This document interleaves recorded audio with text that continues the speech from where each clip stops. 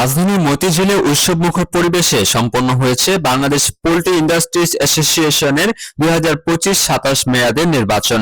আর এই নির্বাচনে আকাশচুম্বী সাফল্য পেয়েছে আস্তাফিরের চেয়ারম্যান মোশাররফ হোসেন চৌধুরীর নেতৃত্বাধীন প্যানেল।